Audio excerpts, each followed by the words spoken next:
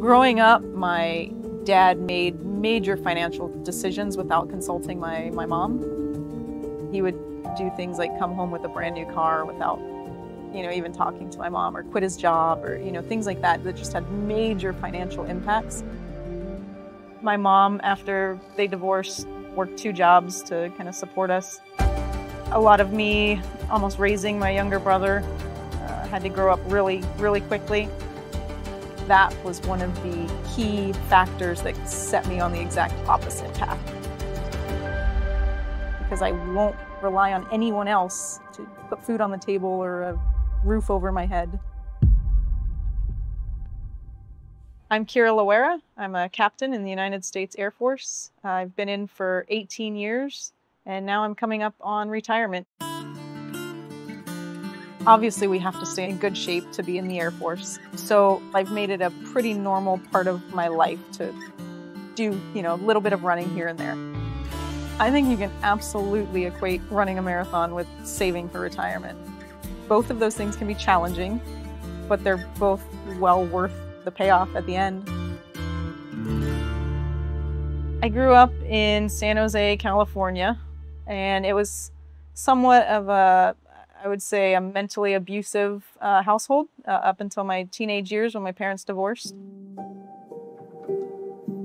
Seeing my mom working, 60 plus hours a week, rarely seeing her as a teenager, it's probably the biggest factor in us planning to be financially independent after we leave the military. I never wanted to have my family, not see me because I was at work all the time.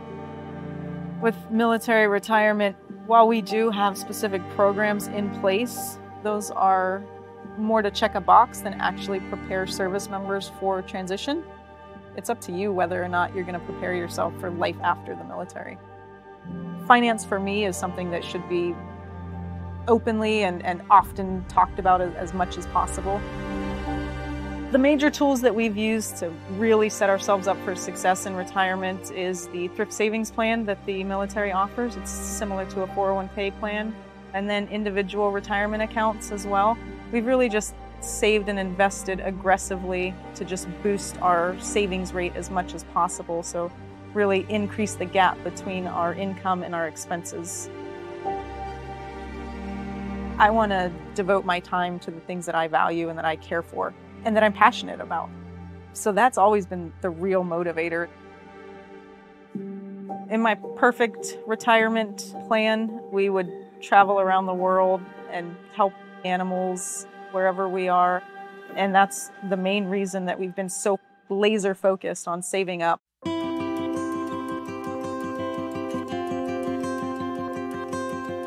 I found Aloha Animal Sanctuary, which is a nonprofit that takes in neglected and abused farm animals to ensure that they can live the rest of their lives in peace and in a loving environment.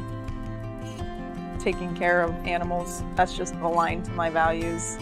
Anything that I can do to help sustain that planet for future generations, it's kind of my duty.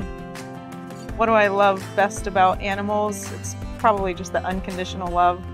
It's really healing spiritually and emotionally.